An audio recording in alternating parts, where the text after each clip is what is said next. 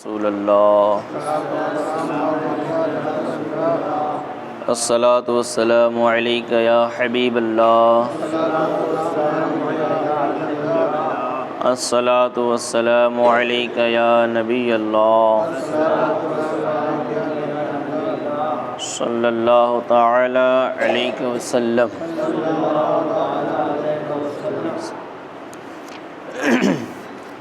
شکار کا بیان چل رہا تھا، جس میں حدیث اور قرآن کی روشنی میں گفتگو مکمل ہو چکی تھی اور پھر مسائل کی روشنی میں گفتگو چالو ہوئی تھی۔ اس کے بعد شکاری اور جس چیز کا شکار کیا جائے، ان سب کو ملا کر کے کل 15 شرطیں بیان کی گئی تھی۔ جب تک یہ شرطیں نہیں پائے جائیں گی وہ شکار حلال نہیں ہوگا۔ اور اس کے بعد ایک مسئلہ بھی سماعت کیا تھا کہ شکار کرنا یہ کوئی ضروری نہیں ہے، کوئی ثواب کا کام نہیں ہے، بس یہ کہ ایک جائز کام ہے۔ شکار کرنے میں کھیل کود مقصد نہ ہو، بلکہ شکار کر کے کھانا رزق حاصل کرنا، گوشت حاصل کرنا مقصود ہو، یا کسی ایسے کا شکار کیا جو تکلیف دیتا ہے۔ شیر، چیتا، بھالو یہ تکلیف دیتے ہیں، لوگوں کو حیران پریشان کرتے ہیں، تو اس کا شکار کیا تو یہ تکلیف سے بچانے کے لیے لوگوں کو کیا۔ تو بہرحال کہنے کا مقصد یہ ہے کہ شکار تکلیف سے بچنے کے لیے کیا، بچانے کے لیے کیا، یا کھانے کے لیے کیا جائے، صرف تفریح اور کھیل کود کے لیے شکار کرنا جائز نہیں ہے، مباح نہیں ہے۔ مسئلہ نمبر 2 یہ ہے کہ جس جانور کا گوشت حلال ہے اس کے شکار سے بڑا مقصود کھانا ہے۔ شکار سے زیادہ مقصد کیا ہونا چاہیے؟ کھانا، اس کو کھانا ہے۔ صرف کھیل کود کے لیے شکار کیا اور مار ڈالا تو یہ ناجائز ہے، اس طرح نہیں کرنا چاہیے۔ تو یہ حلال جانور کا ہوا، اور حرام جانور کو بھی کسی غرض صحیح سے شکار کرنا جائز ہے۔ حرام جانور یعنی جن کا کھانا جائز نہیں ہے، شیر ہے، چیتا ہے، بھالو ہے، تو یہ سب جو ہیں ان کا شکار کھانے کے لیے جائز نہیں ہے۔ تو اب ان کا شکار کیسے ہو؟ یہ کہتے ہیں کسی غرض صحیح کی وجہ سے، کوئی خاص مقصد ہو اس کو شکار کرنے کا۔ وہ یہ ہے کہ مثال کے طور پر اس کی کھال یا بال کو کام میں لانا مقصود ہو، شیر کے بالوں کو کام میں لانا مقصود ہو، اس کی کھال کو، اس کی چمڑی کو کام میں لانے کا مقصد ہو، یا وہ موذی جانور ہے، یعنی وہ تکلیف دہ جانور ہے، تکلیف پہنچاتا ہے، لوگوں کو حیران کرتا ہے اور اس کے ایذا سے بچنا مقصود ہے۔ اب اس کی تکلیف سے بچنا مقصد ہے تو اس کا شکار کر سکتے ہیں تکلیف سے بچنے کے لیے۔ لیکن بعض آدمی تو جنگلی خنزیر کا شکار کرتے ہیں یا شیر وغیرہ کا جنگلوں میں جا کر شکار کرتے ہیں، اس غرض سے نہیں کہ لوگوں کو ان کی اذیت سے بچائیں گے، بلکہ محض تفریح خاطر اور اپنی بہادری کے لیے اس قسم کے شکار کھیلے جاتے ہیں۔ یہ شکار مباح نہیں ہے، یعنی یہ جائز نہیں ہے۔ بعض آدمی کیا کرتے ہیں، جنگل میں جاتے ہیں، ان کے پاس بندوق، تیر، کمان ہوتا ہے، تو وہ شیر وغیرہ کو یا جنگلی خنزیر، جنگلی سور کا شکار کرتے ہیں۔ تو ان کا مقصد یہ ہوتا ہے کہ اپنی بہادری دکھائیں، لوگوں سے تکلیف دور کرنا مقصد نہیں ہوتا، بس مقصد یہ ہوتا ہے کہ شیر کا شکار کریں یا جنگلی خنزیر کا شکار کریں، تو ان سے ان کا مقصد یہ ہوتا ہے کہ تاکہ لوگ جانیں کہ ہم کسی سے ڈرتے نہیں ہیں اور ہم شیر کا بھی شکار کرتے ہیں، اور پھر مونچھیں تان کے لوگوں کے سامنے بیان کریں کہ ہم تو شیر کا شکار کھیلتے ہیں، تم کیا ہو، تم ہم سے کیا مقابلہ کرو گے، یعنی بہادری بتانے کے لیے۔ تو یہ بہادری بتانے کے لیے ہوا، کوئی مقصد نہیں ہوا، نہ تکلیف سے بچانا ہے، نہ کھانے کے لیے ہے، اور نہ ہی اس کا کوئی مقصد ہے کہ بال وغیرہ کو استعمال میں لانا ہے، تو اس لیے ایسا شکار یہ مباح نہیں، یعنی یہ جائز نہیں ہے۔ شکار اگر حلال جانور کا ہو تو کھانے کے لیے ہو، اور اگر حرام جانور کا ہو تو اس کا کوئی مقصد ہو، یعنی اس کے بال وغیرہ کا استعمال یا اس کی کھال وغیرہ کا استعمال۔ لیکن خنزیر کا تو بال کے لیے بھی نہیں اور کھال کے لیے بھی نہیں، کیونکہ وہ نجس العین ہے، وہ پورے کا پورا کیا ہے، ناپاک ہے۔ مسئلہ نمبر 3، شکار کو پیشہ بنا لینا اور کسب کا ذریعہ کر لینا جائز ہے۔ پیشہ کا مطلب دھندا بنا لینا، شکار کرنا، اس سے گوشت ملے تو اس کو بیچنا، یعنی اس کو ایک پیشہ بنا لینا، کام بنا لینا، مزدوری کا کام کہ اس کھائے پیے اس سے اور بیچے، اور کسب کا ذریعہ بنا لینا یعنی کمانے کا ذریعہ بنا لینا، تو یہ جائز ہے۔ بعض فقہا نے اس کو ناجائز یا مکروہ کہا ہے، یہ صحیح نہیں ہے۔ کچھ لوگوں نے اسے ناجائز یا مکروہ کہا ہے، یہ صحیح نہیں ہے۔ کیوں صحیح نہیں ہے؟ کیونکہ کراہت جب ہی ہو سکتی ہے کہ اس کے لیے دلیل شرعی ہو، یعنی کوئی بھی چیز مکروہ اسی وقت ہوگی یا حرام اس وقت ہوگی جب اس کے لیے کوئی شریعت کی دلیل موجود ہو کہ یہ حرام، یہ مکروہ، کوئی دلیل موجود ہو تو۔ اور دلیل میں یہ کہنا کہ جان مارنے کا پیشہ کر لینا قساوت قلب کا سبب ہوتا ہے، اس سے بھی کراہت ثابت نہیں ہوتی۔ یعنی جن لوگوں نے مکروہ کہا ہے، پیشہ کسب بنا لینے کو، ذریعہ بنا لینے کو، کمانے کا ذریعہ بنا لینے کو مکروہ کہا ہے، تو وہ اس لیے کہتے ہیں کہ اس میں جان کا مارنا ہے، یعنی ایک جان کو ختم کرنا ہے، اور جب جان کو ختم کرنے کا پیشہ بنا لے گا تو یہ قساوت قلب کا سبب ہوتا ہے۔ قساوت قلب کا مطلب دل کے اندر کی نرمی کیا ہو جائے گی، ختم ہو جائے گی، اس لیے یہ کیا ہے، مکروہ ہے۔ لیکن یہ وجہ جو ہے یہ مکروہ ہونے کے لیے کافی نہیں ہے، اس کی وجہ سے مکروہ نہیں ہو سکتا، کیونکہ اگر اس کی وجہ سے مکروہ ہو جائے تو پھر قصائی لوگ کیا کریں گے؟ قصاب لوگ جو ہیں، کھاٹکی لوگ ہیں، جانور ذبح کرتے ہیں، مرغی ذبح کرتے ہیں، بکرا ذبح کرتے ہیں، تو یہ بھی تو ایک جان جاتی ہے نا اس سے۔ تو ایسا نہیں کہ اس سے ان کا دل کیا ہو جاتا ہے، کڑک ہو جاتا ہے، نرم نہیں رہتا، بلکہ جب یہ جائز ہے اور اس کو سبھی لوگ جائز کہتے ہیں۔ قصاب کا پیشہ جو ہے، قصاب یعنی کھاٹکی کا جو پیشہ ہے، یہ کیا ہے، سب کے لیے کیا ہے، سب علماء کے نزدیک جائز ہے۔ تو یہ کہتے ہیں کہ جب اگر اسی وجہ سے یعنی ایک جان مارنے کا پیشہ کر لینے کی وجہ سے قساوت قلب ہوتی ہے، یعنی دل کٹھن ہو جاتا ہے، دل پتھر دل ہو جاتا ہے، نرم نہیں رہتا، اس کی وجہ سے اگر مکروہ کہا جائے تو پھر قصاب کا پیشہ بھی مکروہ ہو جائے گا، قصائی کا پیشہ بھی جو کام کاج ہے یہ بھی کیا ہے، مکروہ، حالانکہ اس کی کراہت کا قول کسی سے منقول نہیں ہے، یعنی اس کو کسی نے بھی مکروہ نہیں کہا ہے۔ جب قصاب کا پیشہ، قصاب کا کام یہ کیا ہے، مکروہ نہیں ہے، تو اسی طرح شکار کرنا بھی مکروہ نہیں ہے۔ جائز جانور کا شکار ہو، کھانے کے لیے ہو یا بیچنے کے لیے ہو تو اس کا شکار کرنا جائز ہے۔ مسئلہ نمبر 4، جنگلی جانور کو جو شخص پکڑے اس کی ملک ہو جاتا ہے۔ جنگلی جانور کو جو بھی پکڑے گا، جو اس کا شکار کرے گا، وہ جانور کا مالک ہو جائے گا، اس جانور کا وہ جس نے پکڑا ہے وہ مالک ہو جائے گا۔ اب پکڑنا چاہے حقیقتاً ہو یا حکماً ہو، یعنی حقیقت کے اعتبار سے پکڑنا ہو یا حکم کے اعتبار سے پکڑنا ہو۔ حقیقتاً حکماً اس طرح ہوتا ہے کہ حکماً کی صورت یہ ہے کہ جو چیز شکار کے لیے موضوع ہو اس کا استعمال کرے۔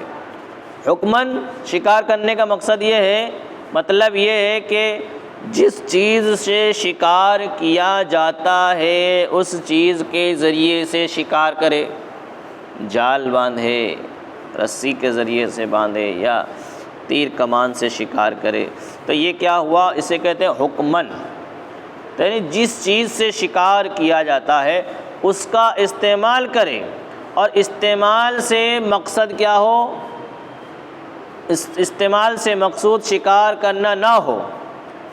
یہ جال وغیرہ باندھ دیا لیکن مقصد شکار کرنا نہیں ہے، صرف باندھ دیا ہے، اور اس میں آ کر کے جانور پھنس گیا، تو یہ جال وغیرہ جو ہے اس سے شکار کیا جاتا ہے، لیکن اب اس جال کو جب باندھا تھا تو مقصد شکار کرنا نہیں تھا بلکہ ایسے ہی باندھ دیا، اب جانور اس میں آ کر کے پھنس گیا، تو اب وہ جانور جال والے کا ہو گیا، جال والے کا ہو گیا، حکماً یہ جانور آ گیا۔ کیسے کہ جال اس کی تھی، اس نے شکار کے لیے نہیں باندھا تھا، لیکن جب شکار آ ہی گیا ہے جال میں، تو جس کی جال ہے اس کا شکار ہے، جس کی جال ہے، جس نے جال باندھا تھا اس کا شکار، اس نے شکار کیا نہیں، شکار خود اس میں آ گیا ہے، تو پھنس گیا ہے، تو یہ حکماً ہوا، تو جس کا ہے اس کا وہ مالک ہو گیا، ٹھیک ہے۔ تو اسی طرح دوسری صورت حکماً پکڑنے کی دوسری صورت یہ ہے، یعنی دوسرا طریقہ یہ ہے،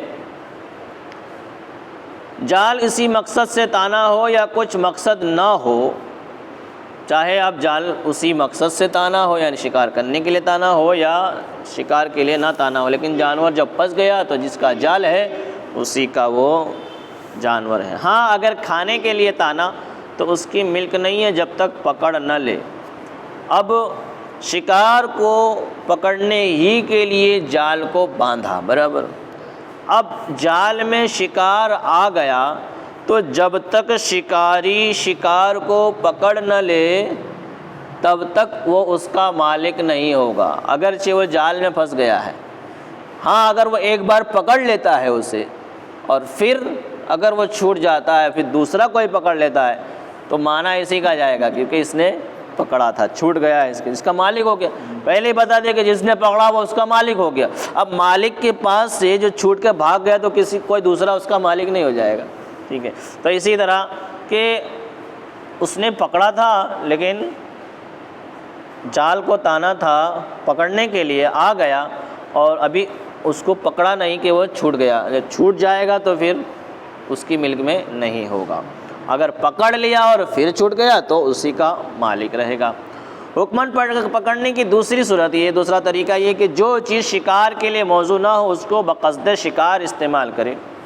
اب یہ کہ جس چیز سے شکار نہیں کیا جاتا اس کو استعمال کرے کہ اس کے ذریعے سے شکار ہو جائے۔ مثلا شکار کے لیے دیرہ نصب کیا اور اس میں شکار آ گیا اور بند ہو گیا۔ دیرہ کہتے ہیں تمبو باندھا، تمبو سے کوئی شکار کرتا ہے؟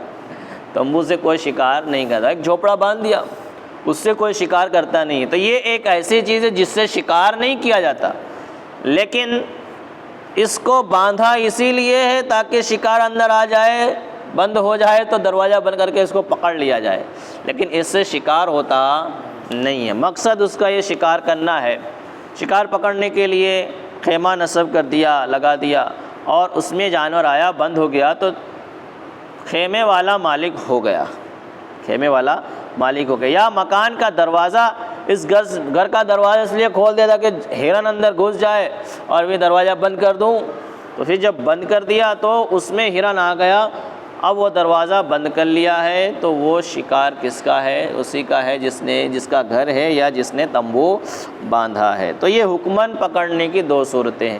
ایک تو یہ ہے کہ ایسے ہی جال کو باندھ دیا جس سے شکار ہوتا ہے اور اس میں پھنس گیا تو اس کا مالک ہے۔ ایک یہ جس سے شکار نہیں کیا جاتا اور اس میں آ کر کے پھنس گیا تو بھی اس کا مالک ہے۔ مسئلہ نمبر 5، جال تانا تھا، اس میں شکار پھنسا، جال کو لگایا تھا، اس میں شکار پھنس گیا، کسی دوسرے نے اس کو پکڑ لیا تو شکار والے کا ہے، اس کا نہیں ہے جس نے پکڑ لیا۔ جال جس نے تانا تھا اس میں شکار آیا تو شکار اسی کا ہے جس نے جال تانا تھا، اب دوسرے نے اس کے جال سے پکڑ لیا تو اس کا نہیں ہو جائے گا، دوسرے نے پکڑ لیا تو اس کا نہیں ہوگا۔ ہاں اگر وہ جال سے نکل کر بھاگ گیا، جو شکار جال میں آیا تھا اب وہاں سے نکل کر بھاگ گیا، اب بھاگتے وقت دوسرے نے پکڑ لیا تو اسی پکڑنے والے کا ہے، جال والے کا نہیں، کیونکہ جال میں آیا تھا وہاں سے تو نکل کے بھاگ گیا۔ اس کو بہت دھیان سے سننا پڑے گا کہ کب نکل کے بھاگے گا تو ہوگا اور کب نہیں ہوگا۔ کب؟ جب جال میں آیا اور وہاں سے نکل کے بھاگ گیا اور دوسرے نے پکڑ لیا تو دوسرے کا ہو گیا، کیونکہ ابھی وہ جال والا مالک نہیں ہوا۔ ہاں اگر جال میں آ گیا اور مالک نے اسے پکڑ لیا، اب پکڑ لیا تو اب یہ مالک ہو گیا، اب پکڑنے کے بعد اگر بھاگتا ہے تو دوسرا اس کا مالک نہیں ہو سکتا، کیونکہ پہلے اس نے پکڑ لیا تھا۔ لیکن یہاں پہ کیسا ہے، جال میں پھنسا اور نکل گیا، مالک کے ہاتھ میں آیا نہیں، اب اس کے بعد دوسرے نے پکڑ لیا تو دوسرے پکڑنے والے کا ہے، جال والے کا نہیں ہے۔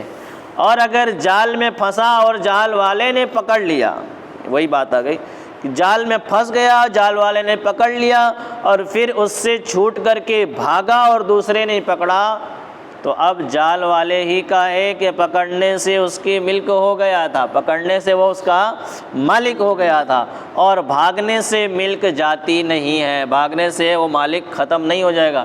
کسی کے گھر بکری بندھی ہے اور وہ بھاگ جائے، دوسرا پکڑ لے گا تو اس کا مالک نے کہ بکری تو اس کی ہے، اسی طرح یہ شکار بھی اس کا ہے جس نے پکڑ لیا تھا، تو اب یہاں سے بھاگ گیا تو وہ مالک ختم نہیں ہو گیا، وہ اس کا مالک رہے گا۔ اسی لیے پہلے ہی بتا دیا کہ جس نے جانور پکڑ لیا جنگلی جانور کو وہ اس کا مالک ہو گیا۔ مسئلہ نمبر 6، پانی کاٹ کر اپنی زمین میں لایا، نہر کا پانی، ندی کا پانی، جو بھی کاٹ کر کے مطلب اس کا راستہ بنا کر کے اپنی زمین میں لایا، اور مقصد کیا ہے؟ مقصد یہ ہے کہ پانی کے ساتھ ساتھ مچھلیاں بھی آئیں گی، پانی کے ساتھ ساتھ مچھلیاں بھی آئیں گی اور ان کو شکار کرے گا۔ پانی کے ساتھ مچھلیاں آئیں لیکن پانی جاتا رہا اور مچھلیاں زمین پر پڑی رہیں۔ پانی آیا تھا، پانی کے ساتھ مچھلیاں بھی آئیں، لیکن پانی ختم ہو گیا اور زمین پر مچھلی پڑی ہیں، یا تھوڑا سا پانی باقی بھی ہے کہ اب بغیر شکار ہی کے مچھلیوں کو ہاتھ سے ہی پکڑا جا سکتا ہے، ویسے ہی پکڑی جا سکتی ہیں، تو یہ مچھلیاں کس کی ہیں؟ زمین والے کی ہیں۔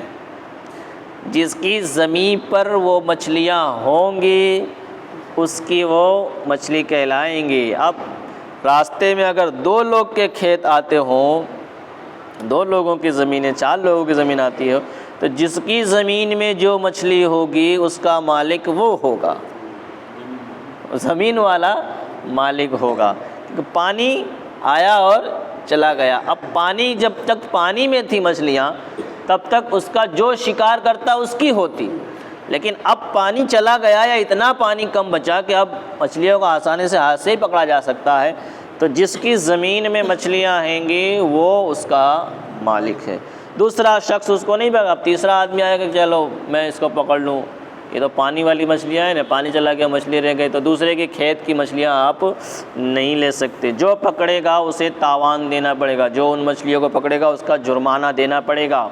اور اگر پانی زیادہ ہے، یہ تو کم پانی کی بات تھی، پانی ختم ہو جانے کی بات، اگر پانی زیادہ ہے کہ بغیر شکار کیے مچھلیاں ہاتھ نہیں آتی ہیں، تو چاہے پکڑ لے تو آتی، تو جو چاہے پکڑ لے، یہی پکڑنے والا مالک ہوگا۔ ندی نالے میں جو پکڑے گا اس کو، مچھلی کو، وہی اس کا مالک ہوگا۔ یہ ساری چیزیں اس لیے بتائی جا رہی ہیں تاکہ شکار کرنے والے اس کا خیال رکھیں کہ کب ان کے لیے وہ جائز ہوتا ہے، کب ناجائز ہوتا ہے، کیونکہ اکثر بیشتر ایسا ہوتا ہے کہ شکار کرنے والے یہ نہیں دیکھتے کہ اس کا مالک کون ہے، کہ دوسرے کا بھی آ گیا تو اسے بھی لے لیتے ہیں، تو یہ لے لینا ان کے لیے جائز نہیں ہے، اس لیے یہ سارے مسائل بیان کیے جاتے ہیں۔ مسئلہ نمبر 7، ایک شخص نے پانی میں جال ڈالا، دوسرے نے شش پھینکی، شش کہتے ہیں وہ کانٹا جو ہوتا ہے مچھلیوں کو پکڑنے کا، تو ایک شخص نے پانی میں جال ڈالا، جال سے مچھلیاں پکڑتا، اور دوسرے نے وہ کانٹا ڈالا مچھلیاں پکڑنے کے لیے، اور شش پھینکی، مچھلی جال میں آئی، مچھلی کس میں آئی؟ جال میں آئی، اور اس نے شش کو بھی پکڑ لیا، جال میں آ کر کے کانٹے کو بھی پکڑ لیا۔ اب اس کا مالک کون ہوگا؟ جال میں آ کر کے کانٹے کو بھی پکڑ لیا، تو کہتے ہیں اگر جال کے باریک حصے میں آ چکی ہے تو جال والے کی ہے۔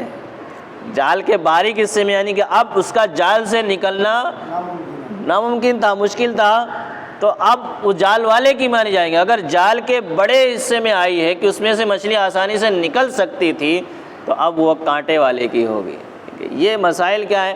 اب یہ مسائل معلوم ہوں گے تب اسے پتا ہوگا کہ یہ کس کی ہے حقیقت میں، جال میں آئی ہے کہ کانٹے میں آئی ہے۔ تو اس کا دیکھا جائے گا کہ مچھلی چھوٹی ہوگی تو جال سے نکل بھی سکتی، بڑی ہوگی تو جال سے نہیں نکل سکتی۔